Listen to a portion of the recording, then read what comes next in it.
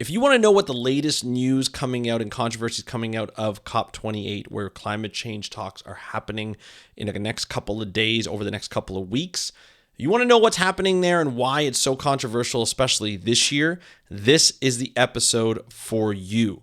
COP28 is being held in the United Arab Emirates.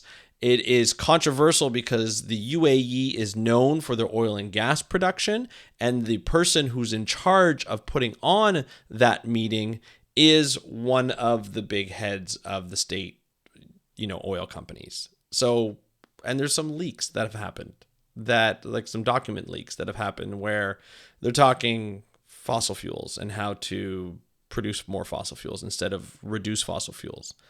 That's what we're going to talk about on today's episode of the How to Protect the Ocean podcast. It's time to get frustrated. Let's start the show. Hey everybody, welcome back to another exciting episode of the How to Protect the Ocean podcast. I'm your host, Andrew Lewin, and this is the podcast where you find out what's happening with the ocean, how you can speak up for the ocean, and what you can do to live for a better ocean by taking action. And a lot of times, all we hear is, hey, and this, including from me, hey, this is what you need to do to reduce your carbon footprint. You need to drive less, use less energy. You need to spend more on things that reduce energy. And here's some rebates. We're going to take away some rebates. Here's this. It's all you. We need to do this as a collective. But in reality, it's what the fossil fuel industry is trying to make you think is that the biggest thing, and although these things are good to do, the biggest thing that we need to do is pressure governments to make better agreements and to follow through on their agreements. And one of those places where those agreements happen is during a meeting called COP. Now, you're probably wondering what COP stands for. Everybody wonders what COP stands for. And to be honest, it doesn't really matter. I could tell you what it stands for, but it doesn't really matter because, to be honest, I forget. It's just a meeting where these parties, right, go and talk about climate change. That's what it is. It's a meeting. And so this meeting is they go in, they say, okay, we want to hit, 1.5 degrees increase, no more than 1.5 degrees increase from our 1990 values. That's essentially what the agreement is. That's what they try and do every year. And how do we do this? We reduce our greenhouse gas emissions, which means we have to reduce our fossil fuel production. Now, as you know, as that I've been talking about this, and we've had people come on and talk about this, and really the idea is to move to technologies that are more renewable, right, and less fossil fuel, right? That's the goal. In Canada, we talked to Clean Energy Canada a couple of weeks ago.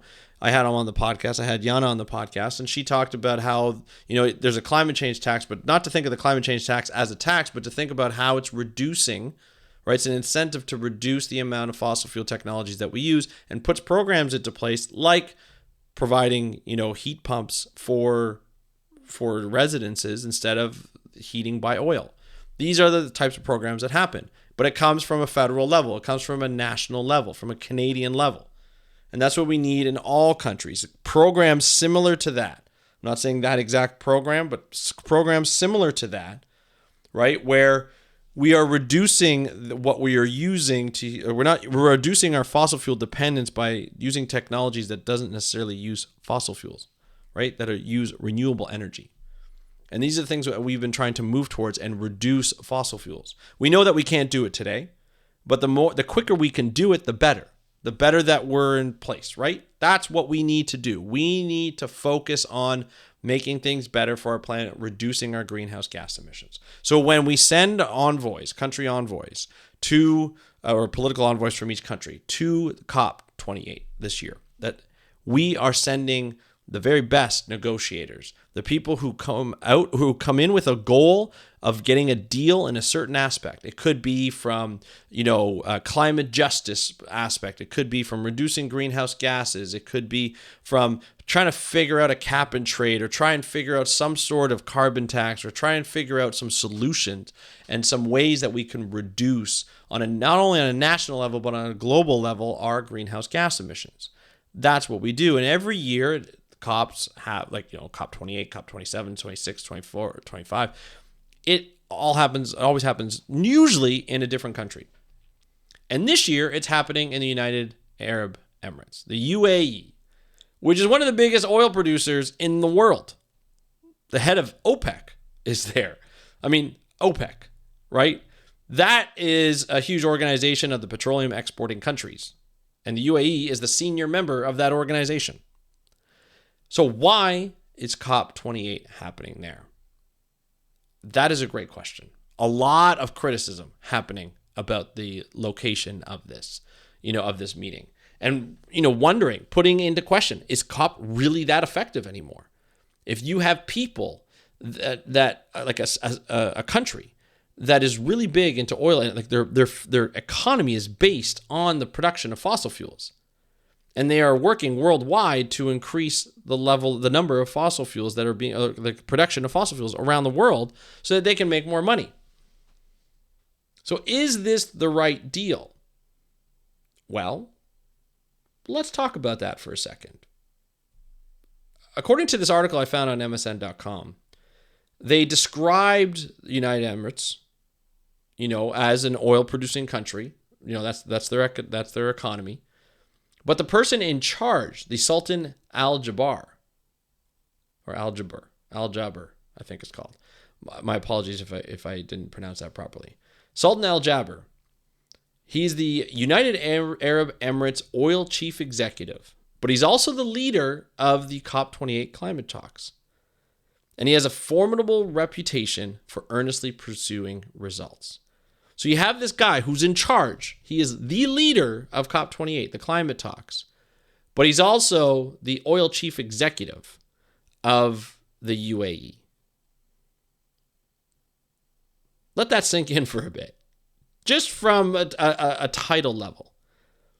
Now, what this article is really showing, though, is that his position as a leader of state energy giant, ADNOC, which it's called, it's gotten criticism from environmental critics. But the reason why he's in those roles, his supporters say he has the ability to get things done and straddle divides that will deliver climate action. So what he does, this is what he does. Not only does he have the respect, and he's one of the leaders in the fossil fuel industry, but he's trying to get these deals to reduce greenhouse gas emissions. Now, can that happen? Is that not a conflict of interest? Yes, it is. It is a conflict of interest. But he gets things done. And here's an example, right? He says, when marathon deliberations in Egypt's picturesque city of Aswan in October struggled to reach an agreement on the fund to help countries recover from damage caused by climate change, Jaber leapt in. In a virtual intervention, he told a 24-member UN committee debating the fund that billions of lives depended on a deal. Jaber's message to the delegates made very clear he would not accept failure. So that means he wanted a deal. Quote, you could say that he used the notion of the hard deadline to help bang heads. This is a quote from Avinash Prasad, negotiator for Barbados, who was the member of the technical committee and present at the meeting, and that's what he told the press, the Reuters. The stakes were high. Climate funding has caused bitter divisions between developed countries held largely responsible for global warming and poorer countries that are the most vulnerable to its consequences. Another failure to agree on what is known as loss and damage fund could derail discussions at COP28, which takes place from November 30th to December 12th, which I told you, in Dubai. So the October negotiations were supposedly the last chance to reach agreement on the fund, but a fifth extraordinary gathering took place in Abu Dhabi in November that agreed to make the World Bank the fund's interim home and encourage all countries to contribute. Now, what's interesting about this is that the UAE is among a handful of high per capita income countries that are not obliged to contribute to UN climate funds, but they actually faced pressure from European states to do so. So the head of the UAE oil, thing was the head negotiator at these climate talks for loss and damage, and said, hey, you know what? We got to get this done. This is the deadline. We got to get this done before the COP28 talks, or it's going to derail the talks if we don't get this done. Who's going to be in charge of the funds? Okay, fine. We're going to make the World Bank in charge of the fund, the interim home. Everybody should contribute to the World Bank because, it's causing loss and damage. But by the way, my country, the UAE, is not going to be one of those. Okay, interesting. Got stuff done, but the UAE didn't have to contribute. That doesn't make sense, does it? No. So the article goes on, and I'll link to the article so you can get a little bit of a background on him. They talk about he's from the lesser known Emirates. He's nicknamed Dr. Sultan because he has a PhD in business and economics from British Coventry University, and he also studied in the United States. In 2006, he was put in charge of Masdar, the UAE's renewable energy vehicle, and set off on a global fact-finding mission to assess obstacles and opportunities in the renewable industry. He told me, so this is from Grissom, so Ragnar Grissom, Olafur Ragnar Grissom, who is the president of Iceland. So as part of the tour, when he went to Iceland, Iceland was drawing ample geothermal reserves, has managed to more than meet their energy needs through renewable resources. He said, the president said, he told me, this is Al-Jabbar, he told me he had this vision that he wanted to make Abu Dhabi a center for renewable energy transformation. On the face of it, it was the most absurd proposition the president's ever heard, but there was something in his eyes and his enthusiasm that made him believe that he was serious. So Masdar has investments in over 40 countries. Masdar is the Abu Dhabi's arm for Center of Renewable Energy, has investments in 40 countries and is still chaired by Jabber, its founding CEO, who since 2016 has been both the CEO of that and at ADNOC, which is their oil company, which is crazy. So, but what Jabber wants to do in his travels, it shows him he wants to break down the silos that separate various aspects of the renewable energy industry, such as research, technology, finance, to get results. So as president, he has backed the inclusion approach. So he wants oil and gas representatives to be part of COP28 because he says without the inclusion of those leaders in the climate conversation, there's no orderly transition to a low carbon economy. So basically by saying, hey, we're just basically going to cancel all these fossil fuel companies. We're not going to include them. But then they're going to feel left out. They're going to feel excluded. So we need to include them in the talks because without them, we're never going to be able to transition to a low carbon energy process, right? So that's interesting. And he also went to a meeting in Houston 2 months after being appointed the COP28 leader. And he had this famous speech that was taken after the Apollo 13 mission in 1970. And, it's a very famous line. It says, Houston, we have a problem. He's told about 1,000 attendees. He wanted the industry to bring emissions under control. So here he is, the chief, executive of the oil production chief executive leader, or chief executive and leader of COP28. But he's a chief executive leader, and he's the leader of COP28, of one of the richest nations in the world, especially when it comes to oil. And here he is, talking about to a number of industry leaders in oil and gas, saying that we need to get emissions under control. And so he's since worked with more than 20 companies across oil and gas sector and heavy industry, worked to make more of those 20 companies agree to commit to curb emissions at COP28. And after convening more than 60 top executives of the oil and gas, cement, aluminum, and heavy industries in Abu Dhabi this October. So a final deal on the commitment is expected to be announced at COP28. So he's getting these leaders, these oil and gas execs and cement and all these things that produce like greenhouse gases to agree at COP28 on these lower emissions. That's potentially could be huge. So there's maybe an upside to having this guy as leader, especially a guy who gets things done. Let's be honest, in the government world, not a lot of people get things done. Getting somebody from the oil and gas world, maybe, just maybe, that's something that's worthwhile. And then it hit. Right? We're seeing, hey, this is great. Like we've got better news here. We got somebody who wants to get something done. He's motivated.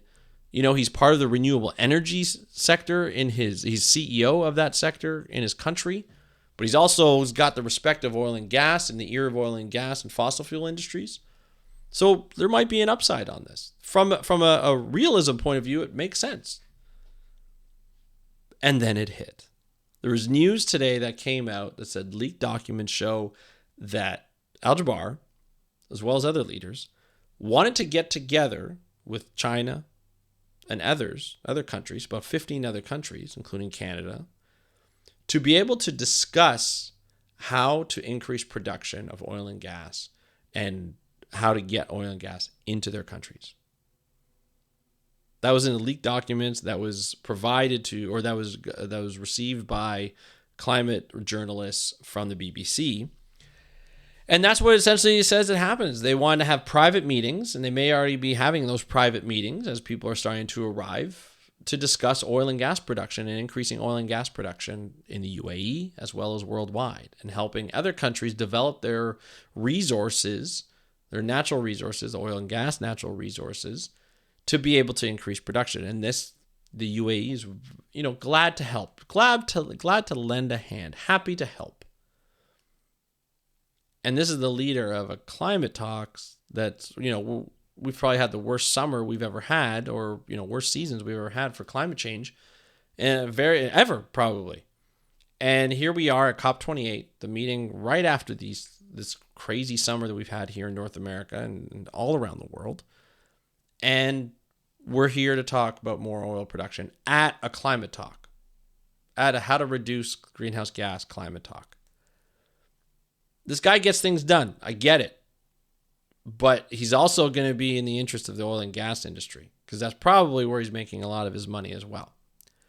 And money talks in these meetings. And so we're going to see, there's going to be a lot of people with a lot of money there, and we're going to see what really comes out. Do we get an agreement of oil and gas leaders saying they're going to reduce, their greenhouse gas emissions? How's it going to be measured? How's it going to be monitored and evaluated? I don't know. But this is something that we're going to be watching very, very carefully. And I'll be honest, the leaked documents kind of take into question whether the COP28 is going to be worthwhile. Why do we even have these meetings? Is it really worth having these meetings if they're getting more and more hypocritical, but they're not even hiding it anymore? Just by having the UAE host it, it already puts it in a big conflict of interest, already puts criticism on the meetings that have already had criticism. Like, come on, guys.